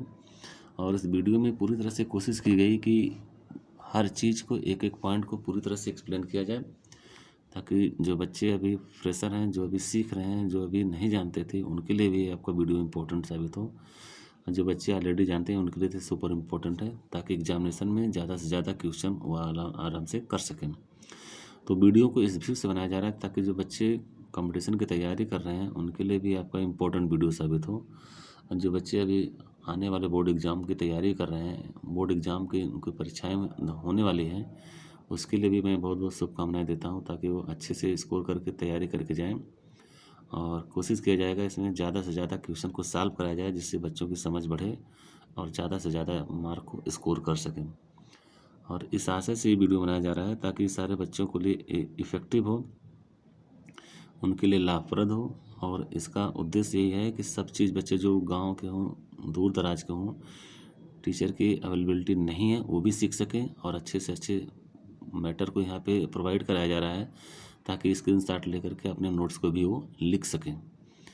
तो यहाँ पे इफेक्टिव एटॉमिक नंबर को हमने सीखा। और नेक्स्ट आपका टॉपिक है जो यहाँ पे दिखाया गया, इफेक्टिव एटॉमिक नंबर से जो रिलेटेड आपके क्वेश्चन अब तक जो पूछे गए हैं उनके बारे में भी हम लोग थोड़ा सा चर्चा कर लेते हैं। ये आपको दिखाया गया कोऑर्डिनेशन कॉम्प्लेक्स दिखाया गया, ये आपका कॉम्प्लेक्स दिखाया गया है, मेटल का ऑक्सीडेशन स्टेट दिखाया गया है, atomic number of the metal दिखाया गया है, कोऑर्डिनेशन नंबर दिखाया गया है, इफेक्टिव एटॉमिक नंबर। ये टेबल बहुत ही इंपॉर्टेंट है और सारी बातें आप समझिए आप लोग। K4 FeCN6 यहाँ पे मेटल का ऑक्सीडेशन स्टेट आपका +2 है, atomic number of the metal आपका जो आयरन है इसका 26 है, कोऑर्डिनेशन नंबर आपका टोटल जो यहाँ पे कोऑर्डिनेशन स्फीयर के अंदर है आपके 6 है। तो यहाँ पे पॉजिटिव चार्ज मीन्स आयरन का ऑक्सीडेशन स्टेट आपका +2 है, क्योंकि 6 माइनस हो जाएगा, 4 प्लस हो जाएगा, -2 और -2 को उधर ट्रांसफर करेंगे तो +2। मेटल का ऑक्सीडेशन स्टेट +2 है, तो इसमें से 2 इलेक्ट्रॉन पहले माइनस कर लीजिए, 26 - 2 हो जाएगा। प्लस यहाँ पे टोटल लिगेंड्स कितने हैं 6 इंटू साइनाइड मीन्स 6 इंटू 2 हो जाएगा, मीन्स 36 मीन्स क्रिप्टॉन की तरह ये भी आपका स्टेबल है। मीन्स K4 FeCN6 के जो कॉम्प्लेक्स है बहुत स्टेबल है, क्योंकि इसमें टोटल इलेक्ट्रॉन की संख्या आपकी 36 है, जो कि इनर्ट गैस का इलेक्ट्रॉनिक कॉन्फ़िगरेशन को गेन करती है। सिमिलरली आपको जो टेबल दी गई अति इंपॉर्टेंट है, CuNH3 SO4 को दिखाया गया है, CO CH36 Cl3 NiCO4 K2 NiCN4 K2 PtCl6 है, K3 Cr C2O4 थ्राइस है। यहाँ पे ऑक्जिलेटो बाइडेंटेड लिगेंड, थोड़ा सा ध्यान देने की बात है, ऑक्जिलेटो को हम लोग ध्यान देंगे। और ऑक्जिलेटो के केस में यहाँ पे K3 FeCN6 है, K2 HgI4 है, AgNH3 ट्वाइस Cl है, K2 PdCl4 है। यहाँ पे सारे मेटल का ऑक्सीडेशन स्टेट आपको दिखाया गया है, और ऑक्सीडेशन स्टेट हम लोग कैसे कैलकुलेट करते हैं इसके बारे में भी बताया गया है। एटॉमिक नंबर सबका दिया गया है, कोऑर्डिनेशन नंबर बताया गया और इफेक्टिव एटॉमिक नंबर दिया गया है। तो सारे इंपॉर्टेंट पॉइंट्स इसमें टर्म्स को इंक्लूड किया गया है। अब यहाँ पे हम लोग थोड़ा सा इससे रिलेटेड क्वेश्चन हम लोग करेंगे। यहाँ पे देखिए क्वेश्चन आपको पूछ रहा है, the neutral ligand is chloro hydroxo oxalato amine. तो हाइड्रॉक्सो में क्या होगा, OH नेगेटिव होता है, हाइड्रॉक्सो में क्या होता है OH नेगेटिव, तो इसके ऊपर चार्ज है, ये तो न्यूट्रल था है नहीं। और ऑक्जिलेटो में क्या होता है COO नेगेटिव यहाँ पे होता है, और दूसरे के साथ यदि COO नेगेटिव, यहाँ पे आपके चार्ज दिख रहा है। क्लोरो के ऊपर क्या होता है, क्लोरीन के ऊपर हमेशा एक नेगेटिव चार्ज होता है, क्लोरीन के पास 1 2 3 4 5 6 और एक नेगेटिव चार्ज, क्लोरो नेगेटिव। तो आपका बचा कौन, अमीन। तो amine NH3 has a no charge but act as a ligand, ये आपका लिगेंड की तरह काम करता है। सिमिलरली आपको दिया गया NH2 सर्व्स एज ए NH2, देखो NH2 में एक डोनर एटम तो यहाँ पे है, दूसरा डोनर एटम यहाँ पे है, तो दो डोनर तो इसमें दिख ही रहे हैं, ठीक ना। तो मोनोडेंटल लिगेंड की तरह काम कर रहा नहीं, ये आपका चिलेटिंग लिगेंड की तरह काम करेगा। क्यों? क्योंकि इसमें दो डोनर एटम, तो चिलेटिंग लिगेंड होगा, अच्छी बात है। ये ब्रिजिंग लिगेंड की तरह भी काम करता है, ब्रिज की तरह भी काम कर सकता है ब्रिजिंग लिगेंड। यहाँ पे दिएगा ए और सी दोनों, ए भी होगा और सी भी होगा। तो देखिए ए और सी, ए भी होगा एंड सी दोनों होगा। तो NH2 serves as a monodentate as well as bridging ligand. ज़रूरत पड़ने पे NH2, जैसे भी आपका NH2 हो गया और यहाँ पे NH2 हो गया, दोनों के पास आपके लोन पेयर इलेक्ट्रॉन है। अगर सेंट्रल मेटल एटम के साथ एक अटैच होता है तो यही इलेक्ट्रॉन डोनेट करेगा, तो ये मोनोडेंटेट की तरह काम कर सकता है, मोनोडेंटेट की तरह काम कर सकता है। और ये ब्रिज की तरह भी काम कर सकता है, मीन्स दो सेंट्रल मेटल एटम को डायरेक्टली अटैच कर सकता है। तो NH2 serves as the monodentate as well as a bridging ligands because of the three membered ring will be too strain to be stable. ठीक है, इंपॉर्टेंट पॉइंट है। अब next video हम लोग IPC नॉमेनक्लेचर द क्वाड्रेशन कंपाउंड के बारे में पढ़ेंगे, जो कि मोस्ट इम्पॉर्टेंट है। और इसको नेक्स्ट वीडियो में हम लोग तुरंत जितना जल्दी हो सकते है उसको अपलोड करेंगे। और आप लोग वीडियो को देखते रहिए, उस पर बने रहिए। और सभी लोगों से गुजारिश है कि वीडियो को ज़्यादा से ज़्यादा देखिए और लाइक करिए, सब्सक्राइब करिए, अपने दोस्तों को शेयर करिए, और भी जो लोग नहीं जानते उनको भी बताइए। बहुत बहुत धन्यवाद। Thank you very much.